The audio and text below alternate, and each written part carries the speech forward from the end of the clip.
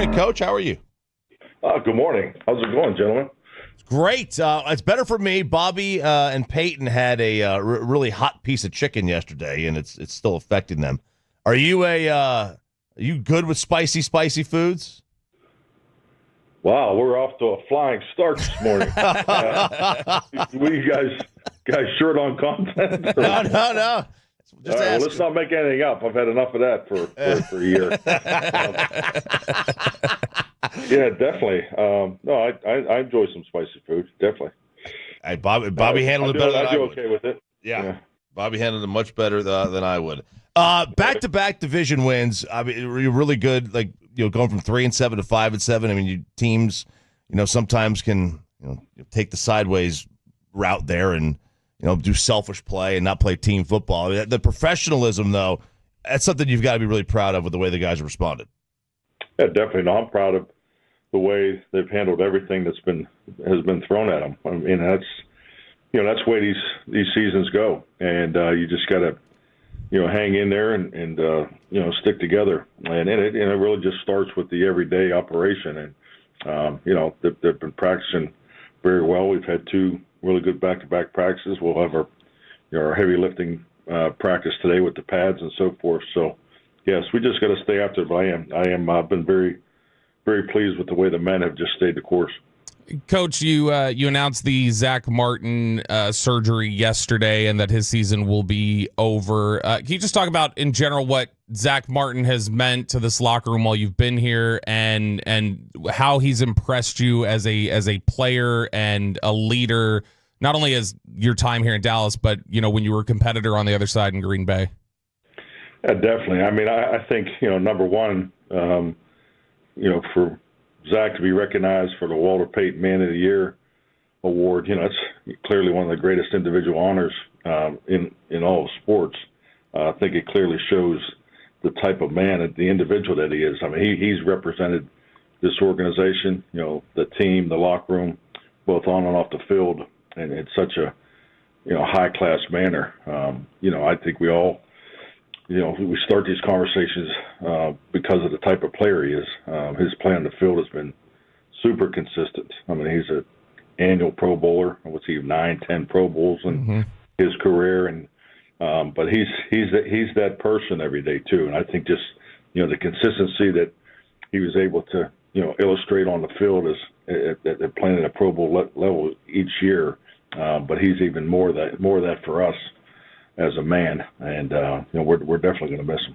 Is it a little weird when a player gets to this stage of their career, which obviously Zack Martin's talked about it himself, that I can kind of see light at the end of the tunnel. It's getting near the end of my time here in the league. Is it a little odd that when something like this happens, you want to heap praise on them and talk a little reflectively while also balancing hey, let's not memorialize somebody who has not made any decisions about what they want to do with the rest of their career? Oh yeah, definitely. No, that's I mean, he's focused on getting healthy, and I just think that this is the hard part of the game. It's no one really gets to go through this game without the injury challenge, and just for his season to come to an end. Like I said, we're gonna miss him, but he'll still be here. As far as the everyday stuff, but yeah, definitely. I mean, this is all part of this challenge that we're having this year as a team. Talking with Cowboys head coach Mike McCarthy here on 105 through the Fan. Coach Brock Hoffman has been asked to step in at right guard the last few weeks with Zack out. What have you seen from him? And specifically, it seems like everybody's been talking about just the tenacity and the edge he plays with and what that brings for you guys. Yeah, definitely. No, he definitely brings an edge. He's been like that since the day he arrived here, so I've always appreciated that. But I think the biggest thing is, especially when you go in for, a Zack Martin, the biggest thing is, as a player, when you get your opportunity, you just want you want everything to continue and grow. And as part of the offensive line, you're one of 5, and he does a tremendous job in the classroom. He's a great communicator, but he's really been able to step in and keep us in sync in there. Coach, how do you balance potentially the concept of, man, we love the edge, we love the tenacity, and we want you to be who you are and be that type of player, while also hey, let's make sure we're not getting any, post-whistle penalties here or any sort of issues with pushing and shoving. Is there a fine line there, or do you just say, hey, I got to let that guy be who that guy is? Definitely. No, I think in the line is clearly before the ball snap and then it goes until the whistle blows. I think just the pre and post snap penalties are the things that you just you can't have, and you're always trying to work to get those out of your game. But what goes on during that period of time is you want as much as these guys can give, and Brock definitely does a great job of that. Mike McCarthy joined us here at 105 through the fan. I want to talk about Rico a little bit. I mean, it's a pretty good turnaround for him. Jerry called him a violent runner. What's he done differently in the last few games to get this kind of production? Well, I think the biggest thing is we've been able to, commit to it and get him touches. But it's just like anything. When the quarterback's in a groove, he's seeing it. His decisions and ball placement are where they need to be, and it's no different for a running back. The courses and the decision making, and he needs to continue to stay disciplined in that area. But I do agree with Jerry. He has an outstanding run style, and it's something we always loved about Rico. As a quarterback guy, when you're watching a guy like Burrow on tape, and you got to go up against him, and it's like that's kind of scary. But when you're watching him as like a quarterback guy, it's like okay, it's pretty impressive. Is this the best that you've seen him play? Yeah, I think it's just going back to 22. It was obviously, when you think about, I'm trying to remember the year that he really jumped out, but yeah, I would agree with that. Just the tape. I mean, just the last 3 games. I mean, just their whole offense. But he's seeing it. He's on time. He plays really fast. He can see the rush lane integrity or feel it quickly.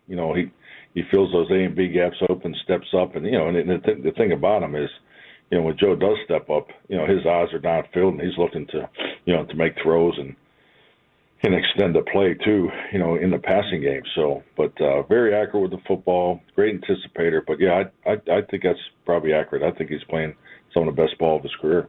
When you go through your sort of quarterback checklist when you're evaluating one, is there anything that when you watch Burrow on tape you go, he might do that better than anybody else in the league? Like, is there a specific trait that you say, I don't know that anybody in the league does that better?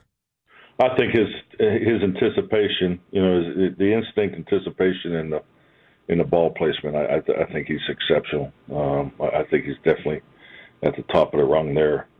So that's obviously playing in the system now. He's been in that system now for a number of years. He has a premier group that he's very connected to. So not only is he playing at a high level, I mean, the particular passing game has been extremely impressive.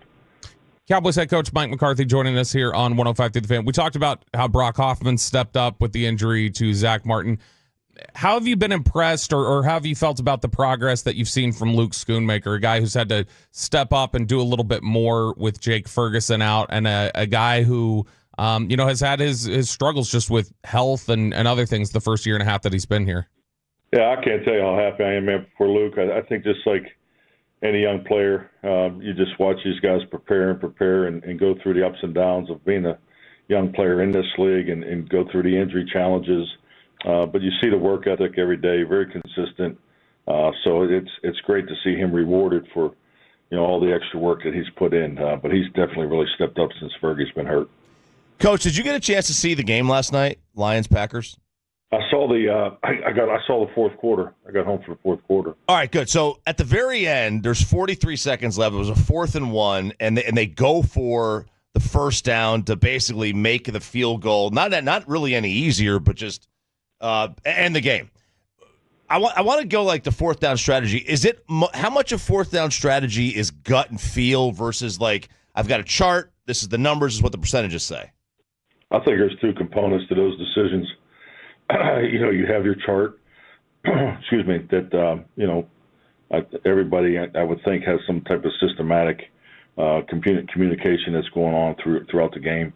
And the other part of it, and I think it's real important, is the ebb and flow of the game. I mean, there's things that happen during the course of the game, that will, give you more confidence or maybe not as much confidence in a particular call in those situations too, So I think you have to play to both of those because sometimes you just stick clearly to the chart and and there's sometimes where you let the ebb and flow push you in one direction or the other. So I think that's the way I've always done it, and without seeing the first three quarters, obviously Dan felt really good about the call and was correct because they clearly were able to get the first down, and I think you also got to look back at the third down play because they had the safety blocked, and then and then they so obviously it wasn't as clean on third down, and it looked like they had great confidence in the call, and they were correct.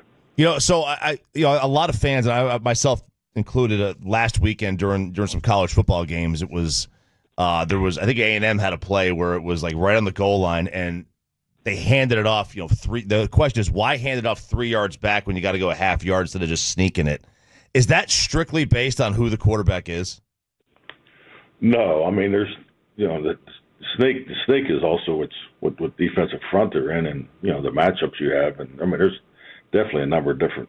There's more one variable in when the snakes when you think it's going to work and when it's not going to work. It's a lot more than handing the ball off 3 yards deep as opposed to sneaking it. Coach, last one for you here. There was obviously some headlines this week that I know you got asked about on Wednesday, I believe, where Dak Prescott gave a really strong endorsement to you returning and had talked about it being on your terms. I know you said at the time, you said, I haven't seen it, not really sure what the context is. Have you had a chance to talk to Dak or anything since then and get a better idea of what that was? I'm just very appreciative of our relationship and everything that he pours into not only the team but making everything better around here each and every day. But the biggest thing is I haven't really spoke on my situation throughout the year, and I really don't think this is the time to do it. But I am very appreciative of his positive, kind words. Hey, Coach, we appreciate it. Good luck this I guess Monday night, not this weekend, and make it 3 in a row. All right, guys. Talk to you next week.